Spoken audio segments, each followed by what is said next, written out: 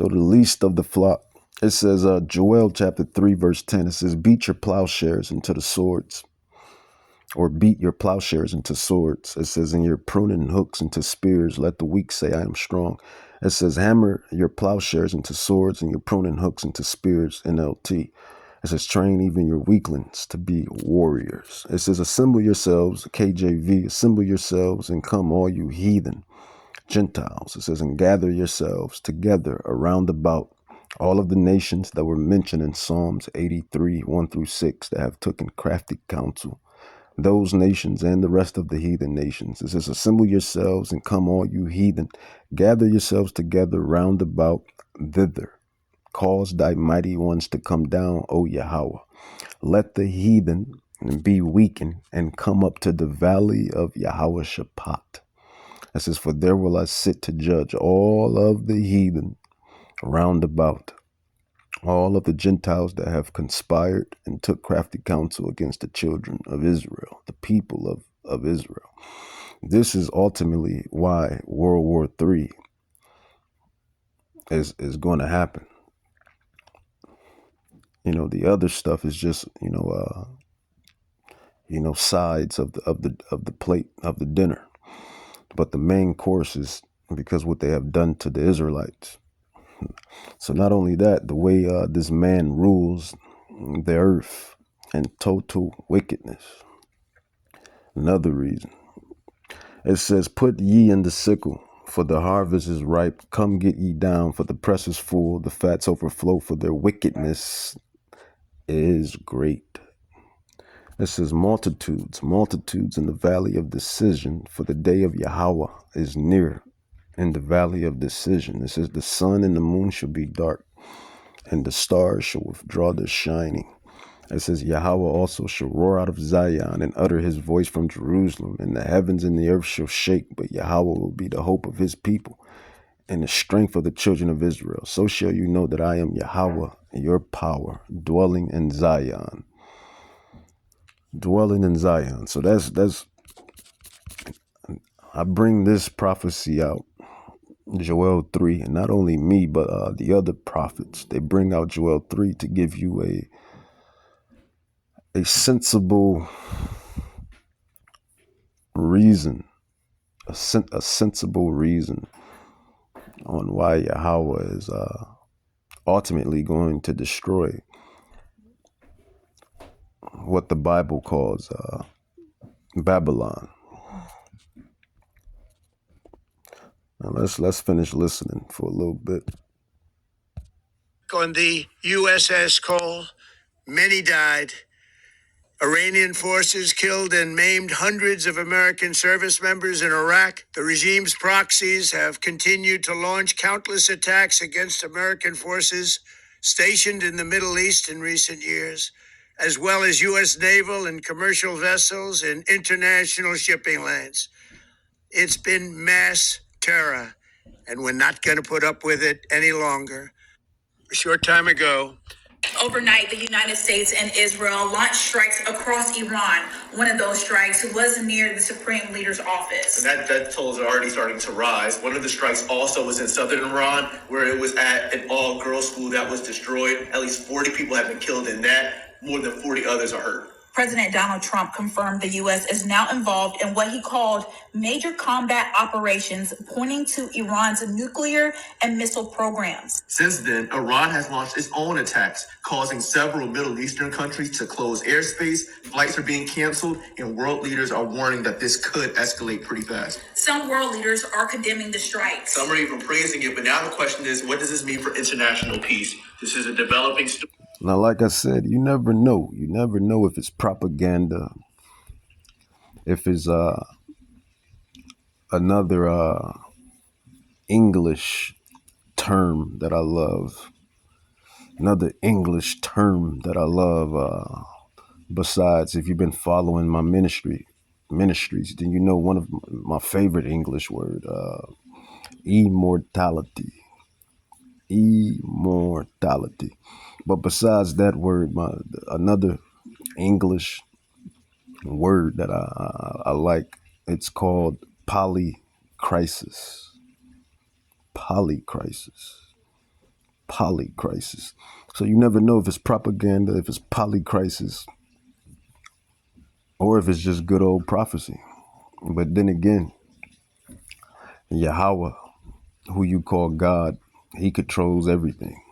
From the sparrow, from the death of a sparrow, all the way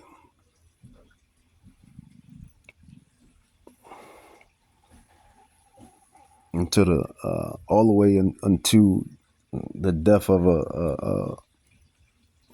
a bigger animal, or even, you know, bringing it all the way up to humanity, for that matter. Let's grab prophecy on that. Let's grab 1 Samuel. I want to go with Prophet Samuel or Amos. Amos. We can go with Amos. Prophet Amos. Prophet Amos, chapter 3, verse 6. It says, shall a trumpet be blown in the city, and the people not be afraid? Shall there be evil in a city, and Yahweh has not done it? Let's read it in the NLT. It says, when the ram's horns blow a warning. And you know, that's what a ram horn was for, is for ring the alarm. You know, it says, shouldn't the people be alarmed? Obviously, right? It says, does disaster come to a city unless Yahweh, the Lord, has planned it? Ding, ding, ding, ding, ding, ding, ding, ding, ding, ding. The fight is fixed. Ding, ding, ding, ding, ding. The fight is fixed. It says, when the ram horn blows a warning, shouldn't it be alarmed? Shouldn't the people be alarmed? Slach. It says, does this disaster come to a city unless Yahweh has planned it? Of course. Of course, he's all sovereign. That's the point. He's all sovereign. All right, let's grab some more prophecy. Let's get into Matthew 10 is good. Matthew 10, the Gospels are good. Matthew, the apostle. Matthew, really, apostles, the prophets, the apostles. Some of us are those apostles and the prophets coming back, and they're locked. Regeneration. You know, that's what, you know, old souls, right? I've been here before. You've been here before, right? You hear that in cinema, in movies. You know, regeneration. You know, some people call it reincarnation, but I digress. So USA, Iran and USA, and you know, they've been beefing with one another. They've been sending missiles and yada yada blaza blaza, along with Ukraine, along with Russia. Eventually, China is going to get in, and eventually, North Korea is going to get in. All of these nations are going to get in World War III. I just brought that out to you in Prophet Joel. He's going to bring all of the nations. He's going to hook them like a fisherman when he hooks the fish or the bait, and reel them in like how you reel in the bait or the fish. Because when you when you reel in the bait and that fish don't bite, you know, you're reeling in the bait, and if the fish does bite, you're reeling in the fish with the bait in its mouth. So all in all, you're reeling in the bait and the fish. So Yahweh is going to reel in these nations via World War III. That's the bait. The bait is World War III. And he's going to reel them into it. And that's what you see happening. Prophecy. And for you people that say this is not work, man, this is work. I see why the prophets, the apostles, and the helpers of the prophets and the apostles are going to get a reward. The Bible speaks of, the prophets, the apostles, even the prophetess, of those of this like-minded doctrine, the true doctrine. You're going to get a reward. A reward, man. Yahweh sees everything. The angels see everything. Yahweh Shai himself sees everything. The demons, Satan, Hasatan, he sees everything. The spiritual realm, right? But Yahweh, the Ancient of Days, Yahweh Shai, the angels, the righteous powers, and they see everything. So when you read the scrolls and you dive into the scrolls, it tells you about the rewards of a prophet, the rewards of those that help the prophets. The rewards will be given out. The crowns and palm trees will be given out and yada, yada, blaza, blaza. But as I sit here, I can understand why, because this stuff is work. Like, you could be doing anything in the earth like everybody else. You could be doing anything in the earth. At the bars, getting drunk, drinking. At the clubs, getting high, drinking. Knocking down all type of women. Going out of town. Going here, doing this. Yada, yada, blaza, blaza. This place, that place. You could be doing this. Basically, you could be doing everything and with your time. But here we are. The other prophets, even prophetess, even helpers of the prophetess and prophets, you're dwelling in spiritual matters. And this stuff is work. Diving into these prophecies, bringing it out, articulating, interpreting these scriptures, these prophecies, coming up with these lessons. Some days you don't want to do it. Some days you don't want to be bothered. And that's just that be the flesh, right? But that's the battle that we are born in, right? That's the battle that we are born in. As a matter of fact, that's a good segue. That's a good segue into Second Esdras. Let's get Second Esdras. Second Esdras. Second Esdras.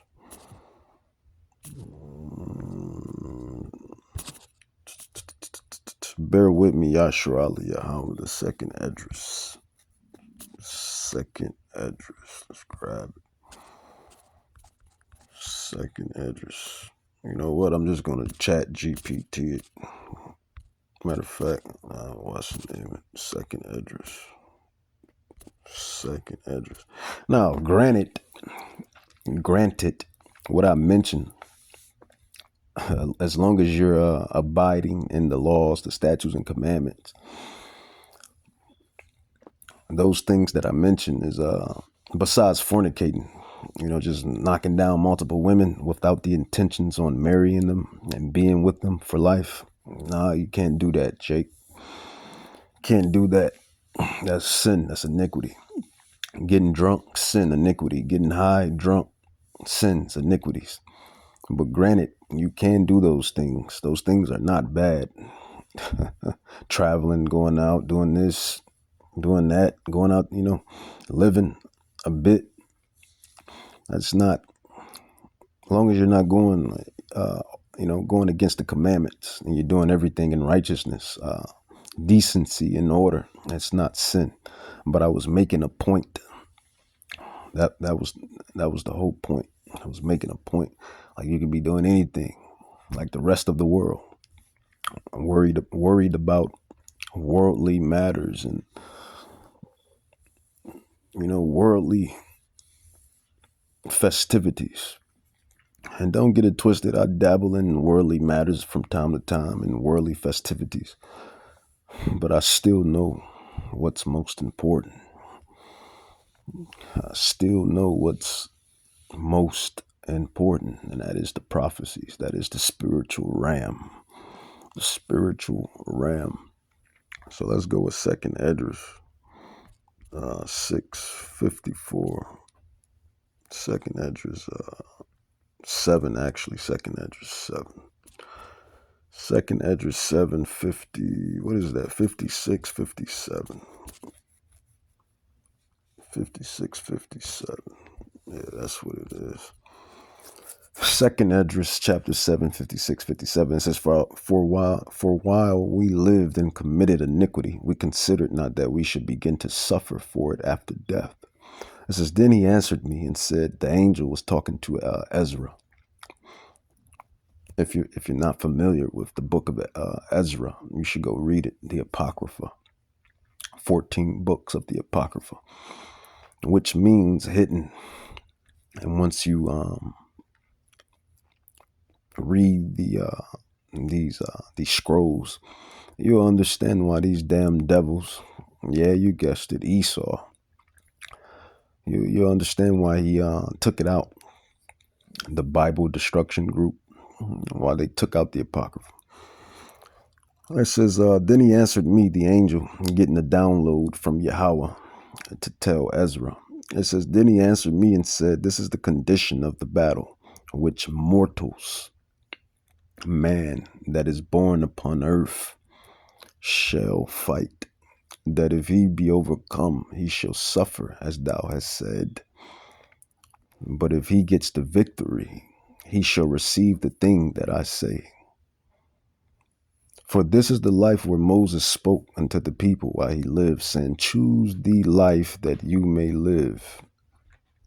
See, these are the secrets and the mysteries and the secrets of the kingdom of heaven. This is what people can't comprehend and get, for the most part. For the most part, right? All right, so back to it, man. Back to war. Seems to be the smell in the air. War. Tension. Matthew chapter 10, verse 34 through 36, it says, think not that I am come to send peace on earth. I came not to send peace, but a sword. For I am come to set a man at variance against his father, and the daughter against her mother, etc., etc., etc., etc. I'm reading off the chat, so it doesn't finish the verse. It just gives you a good feel out of the particular verse.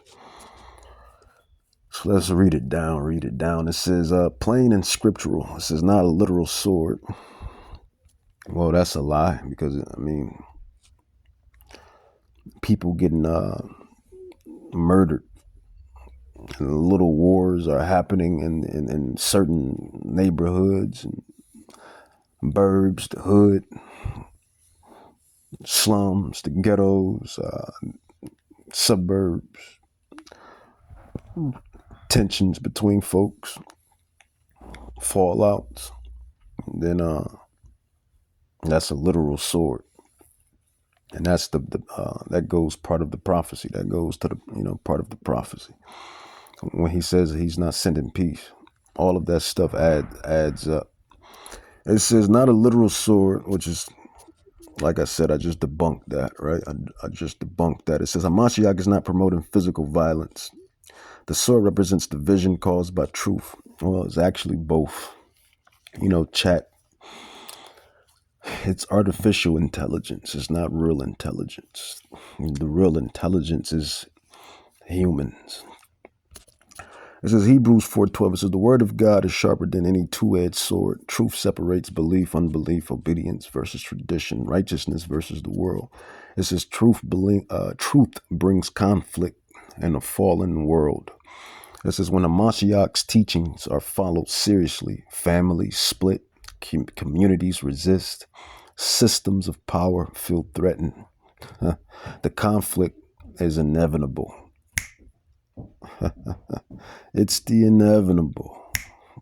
You should know what that is. This is not an accidental. This is John 7:7. The world hates Hamashiach. Even artificial intelligence knows this. John 7:7. It said, well, it's quoting the prophecy, the scroll. It says, the world hates Hamashiach because he exposes its evils. Yeah. Yeah. Yeah. 3, it says, peace comes later, not first. Hamashiach does bring peace, but in order. First judgment, repentance, separation, later kingdom pace, etc. Let's get another precept. Isaiah chapter 48, verse 22. It says, there is no peace, says Yahweh, unto the wicked. And right now, man, Babylon is a wicked place.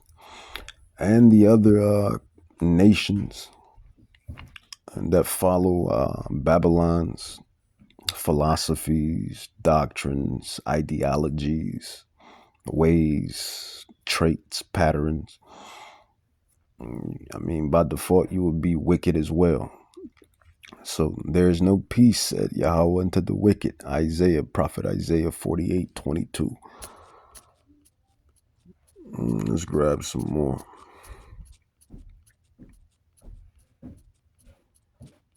Matter of fact, I'll kind of read what it says. It says, the meaning straightforward. It says, no peace, no comfort. It means no lasting, true peace.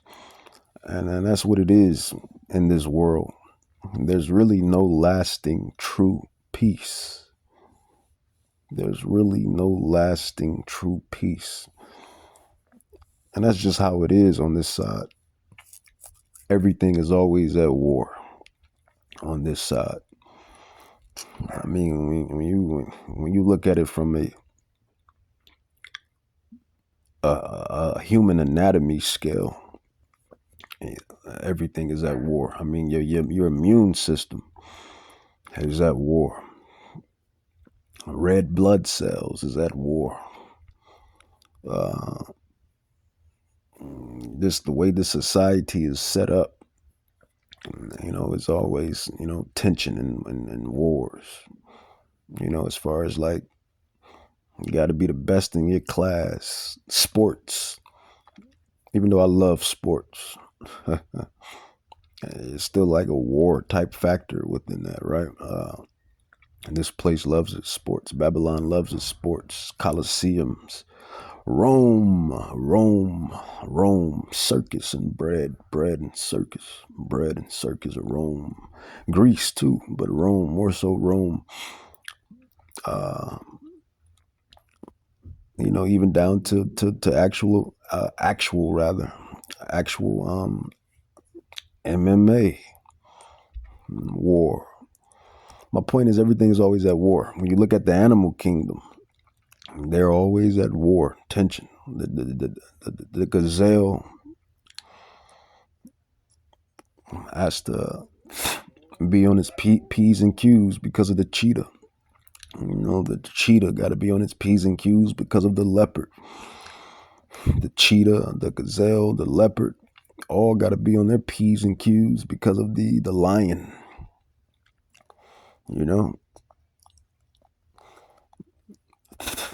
And then when you get to the water, the gator, the wildebeest got to be on its P's and Q's because of the gator. And then the gator got to be on its P's and Q's because of the hippopotamus. Even though the gators are the apex predators in that water, right? And go down to that's just the animal kingdom. But bring it back to your human anatomy, your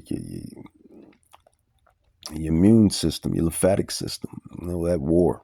Chemtrails, pesticides, herbicides, dyes, fake food. You're at war. You're at war. Everything is at war. It says no peace, no comfort. It says it means no lasting, true peace, no covenant peace. Mamas and daddies at war with one another. Baby mamas, baby daddies. The relationships didn't work out. tensions, war, no peace. When you get into the Babylonian work system, it's still kind of like a tension in wars. Pepsi versus Cola, Amazon versus Netflix. Which is competition. And, competition is good in healthy doses. Healthy doses of competition, competitiveness is a good thing. But in Babylon, you're always at war. Everything is always at war, tension. And that's just prophecy. No peace. I am come not to send peace. Yahweh Shai has not come to send peace. So it will not be no peace for the wicked. It's Isaiah 48:22. There's no peace, says Yahweh, unto the wicked. Let's drop it down. It says how it connects to Matthew 10:34. It says this verse explains why Mashiach said he did not come to bring peace first. Peace cannot coexist with wickedness. And that's why damn pedophiles, damn vampires that run the world, blood drinking pedophiles that run the world, liars, deceivers, just wickedness in high places. As the scripture says, the scrolls said that. It says there's wickedness in high places. You know how the gang go, man. You know how the gang go. Luke 12:49. Let's get it. It says, I am come to send fire on earth. Yahweh Shai Mashiach. It says, and what will I if it already be kindled? What will I if it already be kindled? And when you look at the world today, you see the fire, metaphorically and literally. It goes both ways. Metaphorically and literally. And this is all prophecy. This is all prophecy that's going to lead up to the destruction of Babylon. And what is Babylon? Babylon is America. You can receive it, believe it, or leave it. This place is Babylon. Confusion, total confusion. Women want to be men, men want to be women, women with women, men with men, men with dogs, women with dogs, men with children, women with children. Confusion. Everything is just total confusion in this damn land. Total confusion in this damn land. Babylon, the glory of kingdoms, right? The glory of kingdoms. Let's get into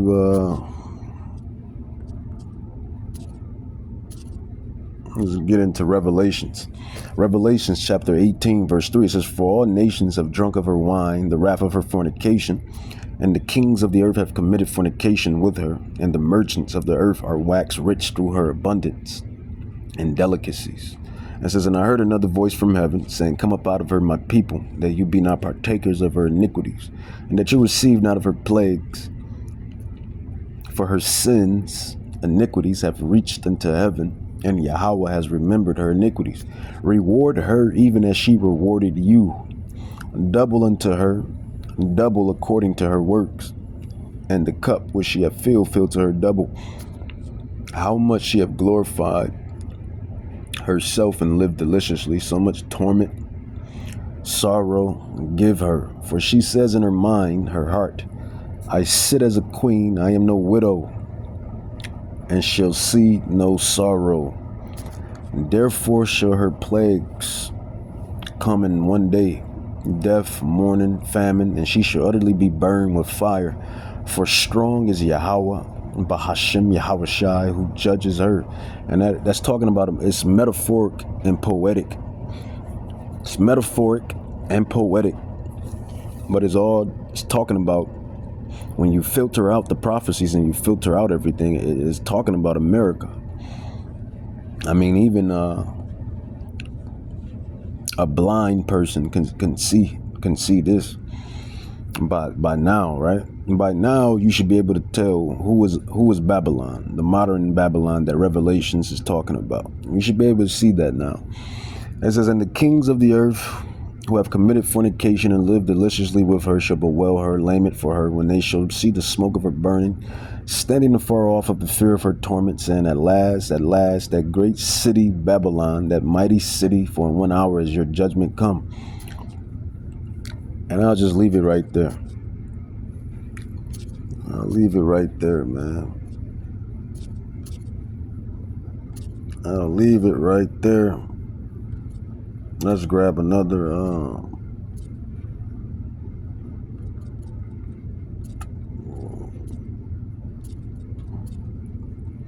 third woe. Revelations chapter 11 verse 14. It says the second woe is past, and behold, the third woe comes quickly. The third woe comes quickly.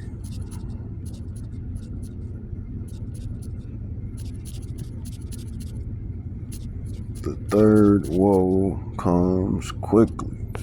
President Trump just initiated a war of choice with Iran. This was a remarkably broad air attack on Iran. President Trump just initiated a war of choice with Iran. This was a remarkably broad air attack. President Trump just initiated a war of choice with Iran. This was a remarkably broad air attack on Iran. The president argued not only that the attacks were in the interest of the United States, but that the need was urgent. Our objective is to defend the American people by eliminating imminent threats from the Iranian regime. But this justification... So, yeah. I mean, this movie, man, this movie, it only gets better with drama. Which at the same token, it gets worse for humanity, as the prophecies state in Second Esdras 15, Second Esdras 16, Second Esdras 9, and Matthew chapter 24. Stuff leads up all the way into the Great Tribulation, and then the mark of the beast, and then so on and so forth. Just prophecy. But who runs the show? You know who runs the show. You should know who runs the show right now, man. I'll get into that later. We'll get in that later. Who runs the show? A little bit later after this clip. Way from the ability to surge and build a nuclear weapon than it has been in several years because of the success of the previous attack last June on 3 major nuclear enrichment sites. His own Defense Intelligence Agency think it's a decade or more before Iran could have a significant arsenal of intercontinental ballistic missiles. The Iranians cannot reach the United States. So why did the president choose this moment to act? There are 2 different ways to think about the reasons to go to war. The first is a war of necessity. Your country's been attacked, and if you have evidence that your enemy is preparing to attack you, it's considered legitimate to issue a preemptive attack. Now, there's a second kind of attack. A preventive war is an effort by one nation to attack another while its adversary is weak, to keep that adversary from ever having the capability to strike out at you. Preventative wars are a war of choice. Russia made that calculation about Ukraine. These preventive wars are often condemned internationally, not only because they're optional, because if every nation went out to strike adversaries who they thought were temporarily weak, we would live in a world of constant war. The president went through a long list of grievances with Iran. For 47 years, the Iranian regime has chanted death to America. But that's different from saying that there is an imminent threat. And so there is very little question that this was a classic war of choice. I'll just tell you this, buddy. Yahweh, man. That's who it is. Yahweh. He exists. That's why. That's why. Because you can't stop prophecy. Yahweh Bahashim Yahweh Shai. Yahweh. That's why. Because you can't stop prophecy. That's why these wars, you know, they got the pattern of starting up and then they die down. Starting up, then they die down. They start up, then they die down. Start up, then they die down. But eventually they're going to start up and it's up. Once it's up, it's stuck. Once it's up, it's stuck. You know, they start up, then they die down. And they start up, then they die down. These wars. Wars. But it's going to be a time very, very soon, potentially this time right here. Who knows? Only Yahweh knows, right? But they're going to start up and it's going to stay stuck and it's never going to die down. World War III. But we know one prophecy has to happen before World War III, and that is the mark of the beast. The beast system has to be implemented. You know, people have to be tempted, subjugated, and tempted to put that bull-ish inside their bodies.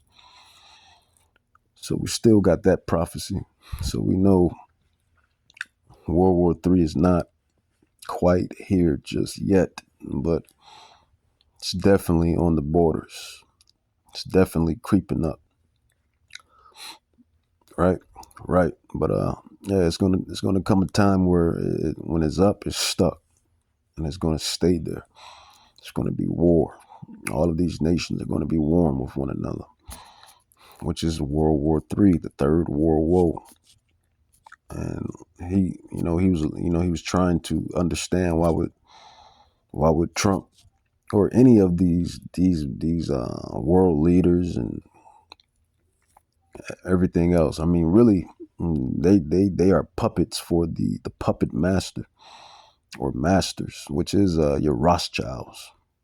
Let's just call a spade a spade. Damn Rothschilds, man. Even their mama told on them and said, my sons, they love to cause wars. I think it's a public conversation that was put out, and they interviewed one of the Rothschilds' mothers. And she said, my sons, either the Rockefellers or the Rothschilds, but either way, they both the same people. I mean, they both Rothschilds, they're the same damn people. They're the Edomites. Esau, Edom, the Edomites, man. They're Edom. Idumea, Mount Seir, Amalek. But the mother said, my sons, if they didn't like to start war, then there wouldn't be no wars. You know, either the Rockefellers or the Rothschilds. One of them said it, but then again, they're all the same. So, I mean, it is what it is. But ultimately, it's because Yahweh wants what he wants, and that is the destruction of Babylon and the further push of prophecy. That's why everything is happening, because Yahweh wants his prophecies to be fulfilled. He's pushing the next scene. You know, when you're watching a movie, you're watching the next scene. When you're watching a movie, you know, it's scenes, scene after scene after scene after scene to the build up to the climax. Yahweh controls this movie. And that's what people don't realize. That's what people don't understand. So let's grab Sirach 18. Sirach 18, it says, Yahweh that lives forever, he that lives forever created all things in general. He that lives forever created all things in general. So that's war, that's sex, that's men, that's women, that's food, that's earth, that's pain, that's pleasure, that's this nation, that nation, tall, big, small, sick, healthy, strong, weak, loud, silent, this way, that animal, this bug, that bug. Sirach 18, 1-3, it says, he that lives, Yahweh, forever created all things, souls, spirits, flesh, spiritual ram, physical ram. He created 2 rams. This creator created 2 rams. He created 2 rams. And if I'm being honest, I always ask him, if you want, I always say, he knows this, Yahweh knows this when I say this in my spirit. If you want us to just be spiritual, why did you make this physical ram? I'm just being honest. I tend to say that sometimes. Like, if he wanted us to just remain spiritual, why did he make the physical ram? We should have just stayed strictly spiritual ram. But I digress. It says Sirach 18, it says, he that lives forever, Yahweh, the Ancient of Days, he is, he exists, created all things in general. The Lord only is righteous, and there is none other but he, who governs the world with the palm of his hand, and all things obey his will. So the Edomite, he asks, why did Trump decide to just blow up Iran? And all things obey his will, Yahweh. And all things obey his will. Why did this guy just do that to that guy? Why did she just do that to him? Or why did she do that to her? Why did that happen? Why did all things obey his will? For he is the king of all, which means sovereignty. This is by his power dividing holy things among them from profane. So that's just what it is, man. And that's just what it was. WW3, Yahweh is going to bring these nations into the valley of Yahweh Shabbat. There will he plead for his people. And that's just what it is. Barakta Yahweh, Barakta Yahweh Shai, Barakta Yahweh, Bachashim Yahweh Shai, Bachashim Chadash Abad Baba. Death to Babylon, death to all of the wickedness, death to all of the wicked places that manifest and manufacture wickedness, because that's the damn cancer that hunts humanity. And this is why everything is the way it is. Sin, wickedness, and sin, cancer to humanity. And the Edomites, the movers and shakers specifically, but even when it dwindles down to you lesser Edomites, y'all are still wicked, man. Y'all still do wicked things. Job 9:24, the world is given into the hand of the wicked for a little specific time, but that's the point. That's why it's always what it is. Because sin, the flesh, iniquity is the cancer, is the ultimate cancer to humanity. That's the cancer to humanity. And that's why we're going to be changed. And I can't wait. That's why we're going to be changed. You know, for this corruption must put on incorruption, and he must reap immortality. You know, there's an anime that I love, and it's called Dragon Ball Z. And then they have one character that I love. His name is Cell. Dragon Ball Z, they got a character named Cell. He's actually a villain, but he keeps going through changes to get to his super perfect form. And that's what humanity needs. They need the Israelites to get to their super perfect form, which is immortality, which will be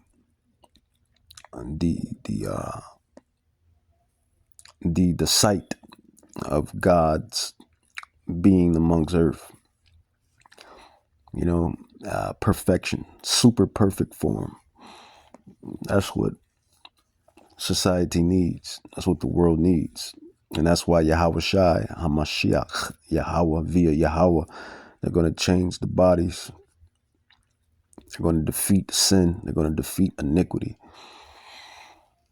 And everything is going to be the way it was supposed to be from the beginning. But yeah, sin is the cancer that does humanity in. No peace. World War III, WW3. Just wait on the prophecies. Prophecies, prophecies, prophecies. That's all that's happening. It's prophecies. Every day you're living through prophecy. Shalom.